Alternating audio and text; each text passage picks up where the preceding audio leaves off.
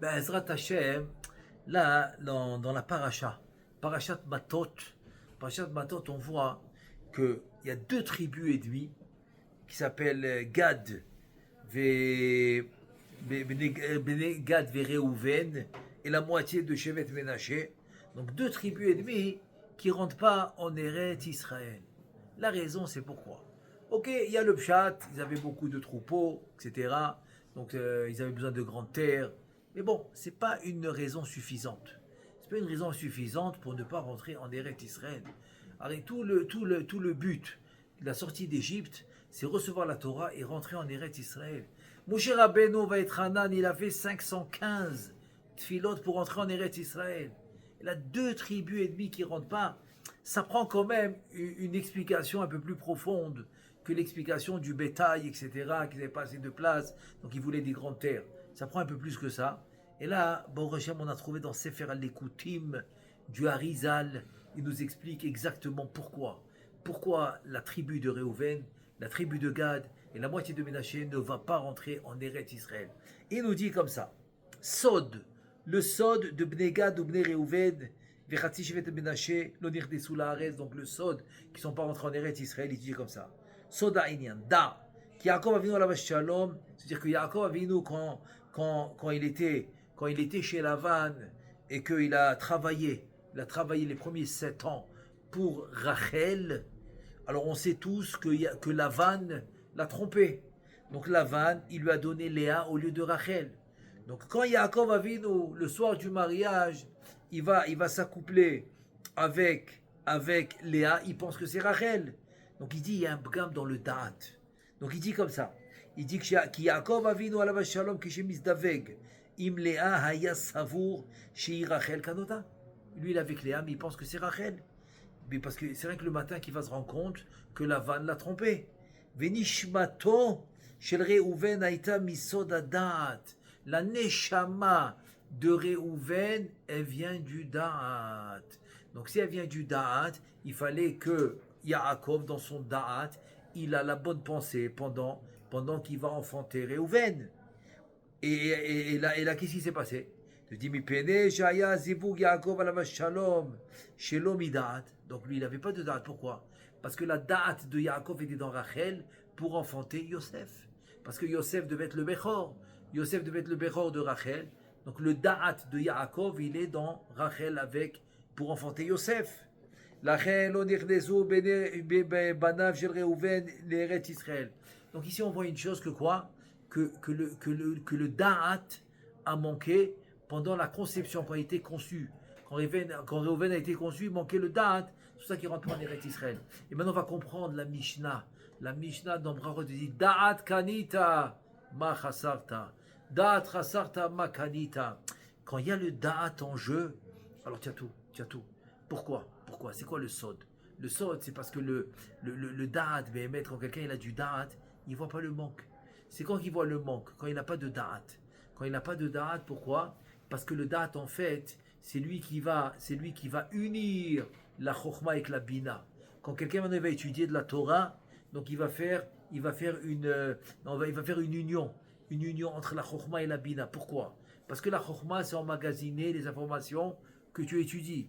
La bina, mevin davar, mitor davar, tu vas jongler entre les informations que tu connais. Mais c'est qui permet d'unir les deux pour faire tout ça? C'est le da'at. Donc le da'at, c'est lui que finalement, il va réaliser ce qu'il faut réaliser dans ce monde. Donc Yaakov Avinu, quand il vient réaliser la venue des 12 tribus, il faut un da'at complet. Et le da'at complet n'est pas là. Donc quand il veut enfanter Réhouven, il pense à qui? À Yosef. Il pense que c'est Yosef qui va enfanter. Donc c'est pour ça que finalement Réhouven ne rentre pas en Eretz Israël. Ensuite, et pourquoi Gad? Gad, qu'est-ce qui s'est passé avec Gad? Gad aussi, il y a eu un problème. Lequel? Ubne Gad, Gamken, les filles chez Gad, Aya Gamken, Belo Da'at, Yaakov aussi. Gad, il manquait le Da'at. Comment? Les filles chez Natna Rachel, Bilha. On sait que la servante de Rachel, c'est Bilha. Et quand Rachel n'a pas pu avoir d'enfants, elle demande à Yaakov de lui donner des enfants à travers sa servante qui s'appelle Bilha. Donc quand Rachel donne Bilha à Yaakov, elle lui demande la permission. Natla Meno Reshut. Et qu'est-ce qu'elle lui dit? Sheneemar, Bo, Bona, viens s'il te plaît. Na, s'il te plaît, Bo, viens. Na, El Shifrati, viens à ma servante. Comme ça, moi aussi, Ebané Mimena, j'aurai moi aussi des enfants à travers ma servante. Donc elle a demandé la permission. Par contre, quand Léa, elle va amener Zilpa, sa servante à Yaakov, elle va le faire sans permission. Ava Léa, Keshenatna Shifrata Zilpa, les Yaakov, Aya Beloreshut, elle ne demande pas la permission. Comment tu vois ça? Eh bien, regarde la différence. Avec Rachel, on a dit Bona, viens s'il te plaît, El Shifrati, Bilha. Dans Léa, c'est écrit chez Nehema, Vatikach et Zilpa, Shifrata, Vatiten, Ota, le Yaakov, Leisha. Elle n'a pas demandé, elle lui a pas dit, elle n'a pas averti. Elle prend Zilpa, elle l'emmène, comme ça c'est écrit, Vatikach, elle a pris Zilpa, Shifrata, sa servante, elle l'a donnée à Yaakov comme femme. L'écarta bedvarim, donc elle a séduit Zilpa qu'elle accepte, Vevia Ota Etzel Yaakov, elle l'a amené à Yaakov, et Yaakov, qu'est-ce qu'il pensait? Il est avec Léa. Yaakov, il pense qu'il est avec Léa, alors en fait, c'est Zilpa. Parce que Léa lui a jamais dit. Léa a demandé à Zilpa, donc elle a pris avec des paroles, donc Zilpa a accepté, mais Yaakov ne sait pas. Yaakov, il pense il pense que c'est Léa. Donc au moment où il a conçu, où il a mis au monde le Gad, il pensait que c'était Léa, en fait c'était Zilpa. Et c'est ce qui s'est passé. Vaya Savour Shaya Léa, Vinis Daveg Iba Beota Laila, ou Bagad chez l'Omida. Donc voilà, Gad aussi, c'est la même histoire que Réhouven. Donc Gad aussi n'a pas de da'at. V'aïta, c'est-à-dire quand il a été conçu, Yaakov Kaviachol, son da'at, il est avec Léa, alors qu'il est avec Zilpa. V'aïta Nishmato Gamken, Misod Da'at Ha'elyon, la même chose. Donc la Neshama de Gad comme Réhouven, c'était du da'at. Donc c'est pour ça qu'il fallait que le da'at soit complet avec Yaakov. Ve'alken Kara Shemo Bagad. Il manque le Aleph. Il manque le Aleph, Raser Aleph. C'est quoi le Aleph? Sodadat. Aloufo shel olam. Aleph, Sodadat. Quand il est venu maintenant Asher, le deuxième enfant de Zilpa, Asher, lui il était Metaken. Kesheba, Asher, voilà le Aleph. Le Aleph de Gad qui manquait, il l'a mis dans Asher. Asher. Tiken, il a réparé le Da'at qui est dans la tête. Et c'est pour ça qu'il a dit Asher ou Otiot Roche, c'est la tête. Et le Da'at, il est dans la tête. Chochma Bina va Da'at. Alke lo nirdesu banav shel Gad la Haaretz. Donc voilà la raison pourquoi Gad n'est pas rentré en Eretz Israël. Donc on a maintenant Réhouven, le Da'at. On a Gad, le Da'at, on comprend. Maintenant, c'est quoi Ménaché? Et si tu veux me dire Ménaché, il a eu le même problème, pourquoi la moitié? Alors en fait, Ménaché, c'est une autre histoire. C'est une autre raison qui va nous dire tout de suite. Vechatzi shevet Ménaché, Da'ashe Yosef nasa Osnat. La femme de Yosef, elle s'appelle Osnat. Maintenant, c'est qui Osnat? La femme de Yosef, c'est qui? Eh bien, c'est la fille de Dina.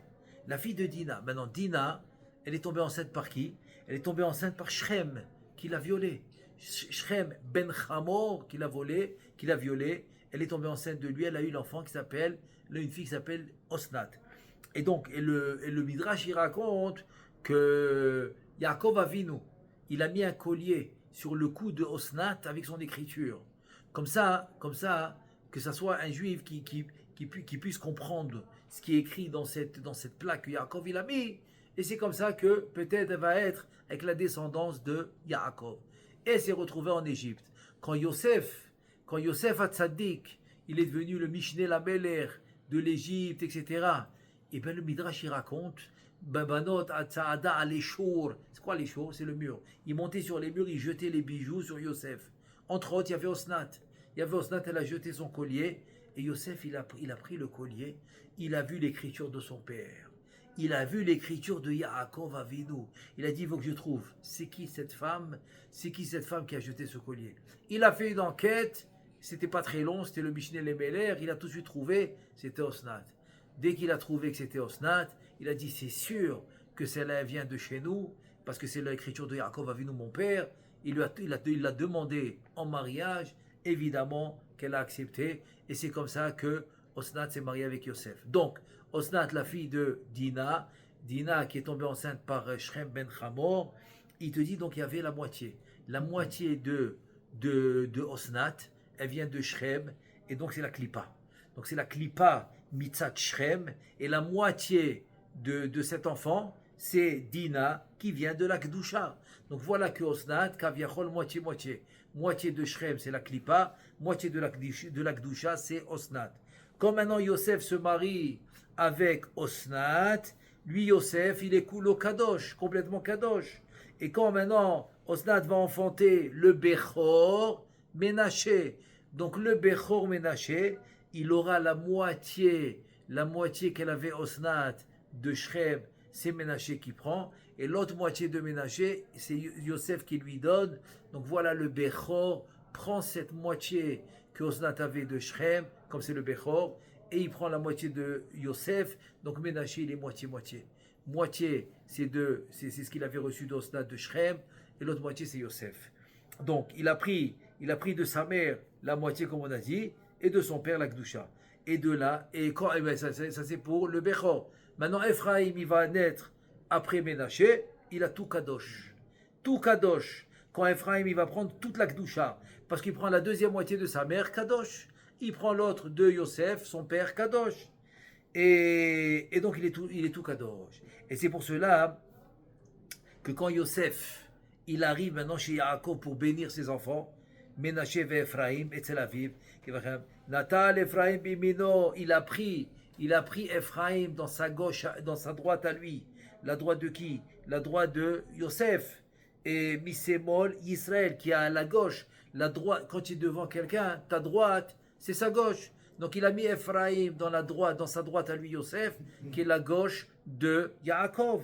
Et Ménaché, il l'a mis à sa gauche, qui est la droite de Yaakov. Parce que Ménaché, c'est le Bechor.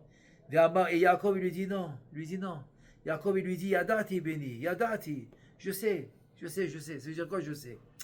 Non. C'est Ephraim, il est tout cool Kadosh. Ménaché, il est moitié-moitié. Donc ici, quel est Yadav? Il a croisé ses bras, Yaakov, la main droite sur Ménaché, la main gauche il a croisé ses bras, la main droite sur Ephraim, la main gauche sur Ménaché, à cause de ça, qu'il était moitié-moitié. C'est pour ça que seulement la moitié de la tribu de Ménaché ne va pas rentrer en Eretz Israël. Et le Harizal, il finit par un siman.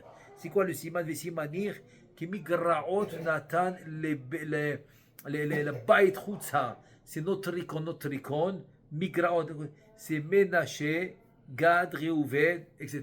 Bon, c'est un autre icône. En deux mots, ça veut dire que quoi? Ça veut dire que Ménaché, parce que c'est moitié-moitié, alors que Gad et Réhouven, c'est le Da'at. Donc voilà la raison. La raison pour laquelle ils ne vont pas rentrer en Eretz Israël. Mais les Atid Lavo, Baruch Hashem, ils auront déjà le Tikkun, donc ils pourront béhémet rentrer en Eretz Israël. Baruch Adonai Le'olam, Amen ve Amen.